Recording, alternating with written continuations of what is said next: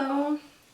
Today I would like to touch on a very personal to me subject, something that I am dealing with currently, and I will be dealing with this till the end of my life. I've decided to make this video after a long time of wondering whether or not I should reveal all those things, but the statistics show that 1/4 or 1/5, it depends on the source, of people living right now come from a family where at least one of the parents was addicted to alcohol. This statistic doesn't include other dysfunctional environments or behaviors. Many of you may think this topic doesn't refer to you in any shape or form, but if you have 5 friends, the chances are at least one of them has been grown up in some sort of dysfunctional family. In this video I'll try to talk about my family themselves as little as possible, just because I don't have right to talk or judge their actions. I can only tell you about my experiences, how I found out that I have a problem and how I dealt with this. The thing about having an adult child with alcoholic syndrome is that this is not something very obvious from someone looking from outside, nor it is obvious for the person themselves, often for very, very long periods of times in their life.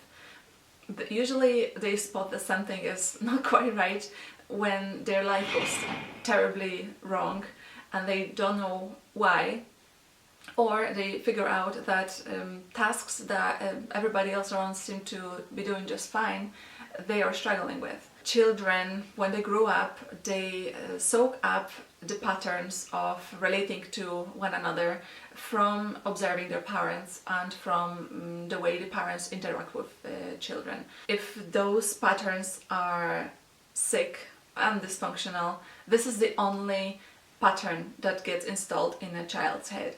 The child simply doesn't know any better and then goes into life repeating the pattern over and over and over again, and because it is a sick and dysfunctional pattern, it ultimately leads to distraction, and only at that point people tend to wake up that they have a problem.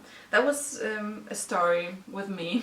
My breaking point was quite soft comparing to others, although this is not about comparison, but with time I've learned to appreciate little things like this, like that it could be much worse. I could have been much worse situation before my eyes have opened that something is wrong. My wake-up call that something was heading in the wrong direction was when I found myself in a very destructive and dysfunctional relationship again. Boyfriend after boyfriend, it was just getting worse and worse and worse. The last relationship, it was so ridiculously dysfunctional that even someone like me who has disordered pattern of what is acceptable and healthy in a relationship and what isn't, even I was stunned by what was happening. The person was controlling, narcissistic, was gaslighting me. I felt like I'm losing my mind next to him. And I was like, man, something is wrong. When I cut this off, thankfully, that was really easy. I was like, something is going on. I don't know what is this, but I can see the pattern. I keep finding myself in the same circumstances with a toxic partner, and me repeatedly finding myself in this emotional state. I didn't understand why this is going on. At the same time, at the end of that relationship, I felt myself totally exhausted on every single level, spiritually, emotionally, physically. I was burnt out, I was totally empty. And I figured, which was the scariest part to me, that I've done every single thing I possibly knew or could in order to live a happy life. I had no more ideas how I can make my life good. Yet I found myself in this most broken place. So from that point, I realized I need to ask for help. I need to speak to someone who can look at my life from the outside and help me to understand that pattern. I reached first time in my life to a psychologist who greatly helped me and pointed me into the direction of a possible origin of all those problems in my childhood. I started reading about it, started watching a lot of YouTube videos. Piece by piece I started painting a picture that I am an adult child of alcoholic. I was about 26, 27 then, and it was like a bomb exploded in me.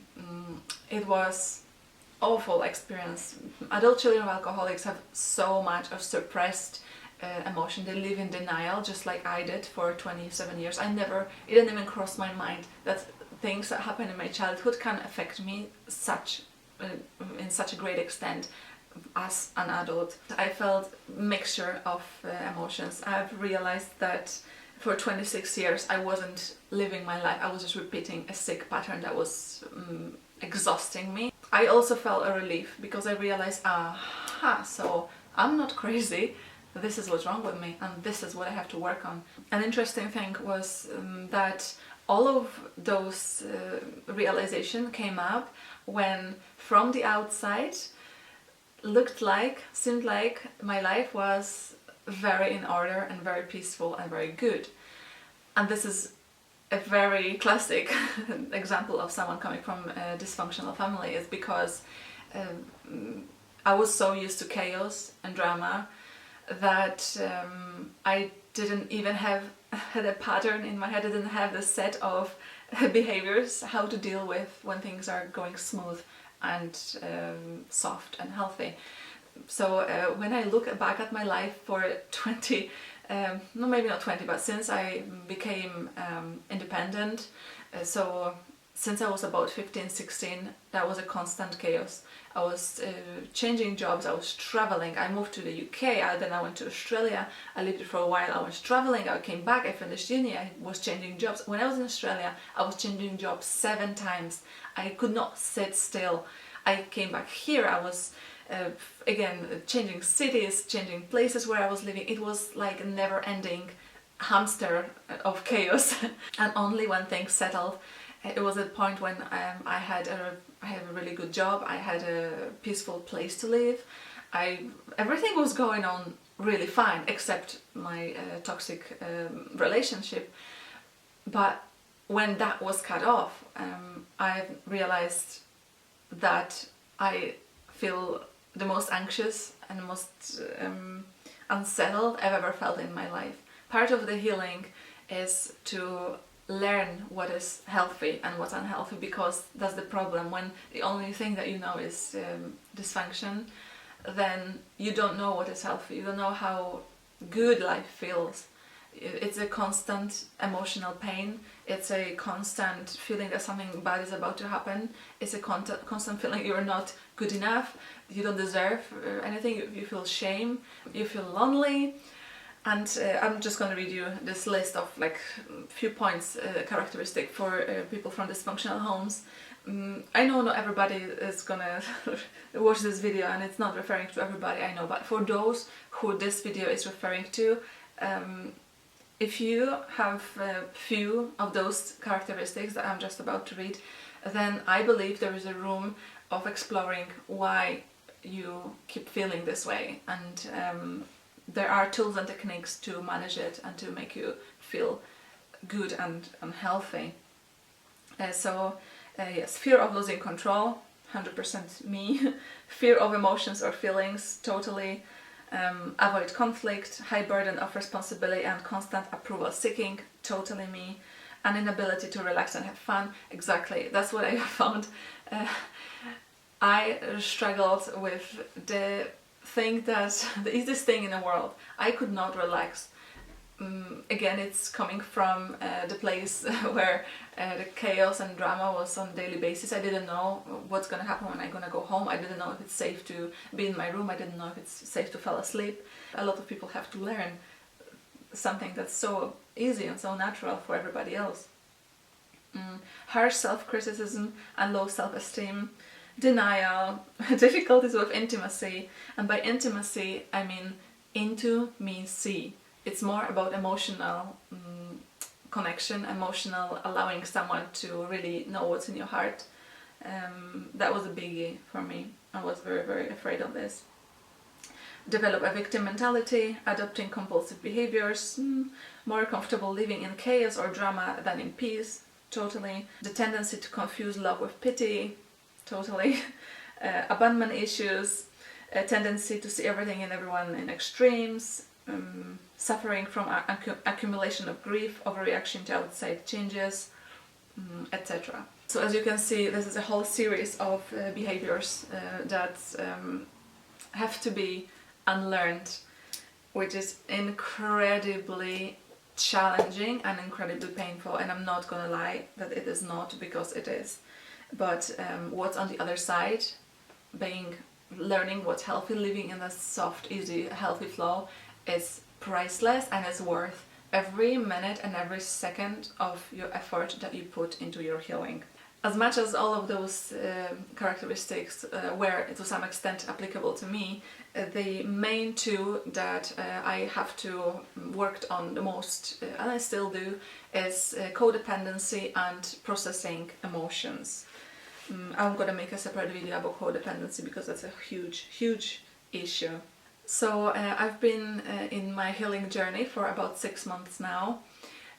Initially I was only meeting with a psychologist, but then I found a really good group that was doing a workshop on adult children of alcoholics and people from dysfunctional homes. It involved weekly meetings and doing exercises to try to dig into each of the issue that we may have. I don't know why people are ashamed to say that they're attending some sort of support group. Like, there's nothing to be ashamed of.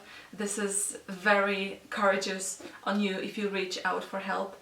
And yes, I am saying it openly because I don't think it's anything wrong with this, and it's a great help. So please don't be afraid to go out there and seek for help for you, because it is out there, it's available, and it can help you change your life for better. I feel like it's a miracle that I'm standing here in front of you with my sane mind after such a short period of time, because for a lot of people healings take years, and for me it was like a bomb explosion. It all opened up at the same time, and that was incredibly difficult because I literally felt like I'm going crazy, I'm losing my mind. I was crying, all sort of emotions started pouring out of me that I suppressed for so long. Basically what you have to do is to stop that train that was of your patterns of thoughts, emotions and behaviors. You need to stop it, and by learning what is healthy, you need to start it again, but in a different direction, in a healthy direction. This requires a lot of patience. Healing for me meant attending groups, reading about my condition, watching a lot of videos. They say that you can't change what you don't understand, and this is very true. I just had to understand what happened to me. I had to understand why I did what I did in the past, and then forgive myself. That was very, very difficult part as well. The thing that freed me was to realize that whatever was happening to me, it was not my fault, because I never chose to be in this situation. So I'm very much here to tell everyone interested that there is a hope, and that there is a light at the end of the tunnel, totally.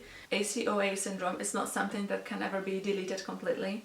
Just like an alcoholic is an alcoholic till the end of their life, we cannot help that those rail tracks are there, but you learn to work through those tracks and don't get stuck and don't get overwhelmed. And yes, there are worse days. when I'm tired, when too much is going on, I still do feel like I'm falling to the sick patterns, but it's not something that scares me anymore because I know how to overcome it. It's like the sick patterns lock you in a small cell, but you learn during the healing process that the cell is just a tiny piece of a whole spectrum that you can live in. So even if you fall into it, it doesn't scare you anymore because you learn to break the walls of those dysfunctions. This video is going to be very long, but this is a big topic, hey. I just want to mention at the end that healing from being an alcoholic or a person from dysfunctional home is very much so about spiritual development, because in a healing you learn to give up the control and surrender to the higher power, however you understand it. So if anybody has questions on it, I'm just going to say here that for me that was discovering Jesus again and surrendering to his perfect love. But I know people who've done it different way. For example, there is a woman on YouTube, a lovely woman that helped me so much through her videos. She's called Lisa A. Romano. I'm going to leave you a link down below. She found that spiritual aspect in something else. So just want to point that out, that the healing looks different for everybody. I am open to questions on that topic, and for all friends out there who are also struggling with the same syndrome as I have, I wish you best of luck, and if you have questions, let me know. I'll be happy to support you with this. So yes, see you later. Bye.